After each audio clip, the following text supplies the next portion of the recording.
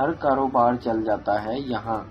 اگر چوہوں کی دکان بھی کھول لوں تو لوگ یہ سوچ کر لے لیں گے کہ چلو لے لیتے ہیں، رشتہ داروں کے گھر چھوڑیں گے۔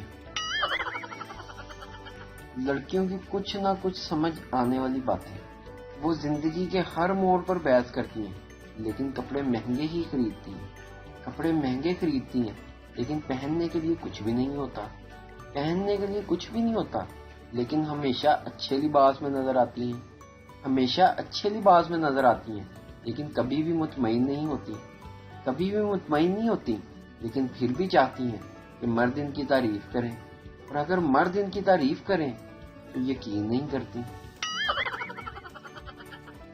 لڑکیاں بھی اگر لڑکوں کی طرح گنڈی ہوتی تو ان کے نام کیا ہوتے؟ ذرا سوچیں، مانو ڈکیت، ثنا سپاری، غنی بہن، گبر آپا۔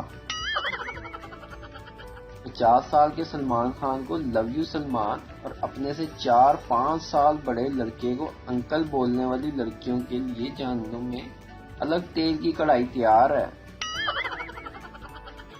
ڈینگی مچھر نے پیغام دیا، اب تو بھائی میری کوئی قدر ہی نہیں رہی، سارے اس طرف ہی لگ گئے ہیں۔ ایک پٹھان گاؤں سے ایک بیمار مرغی بیچنے کے لیے بازار گیا تو بازار میں ایک پنجابی نے پٹھان سے کہا، اس مرغی کا سر کیوں نیچے ہے، بیمار تو نہیں ہے؟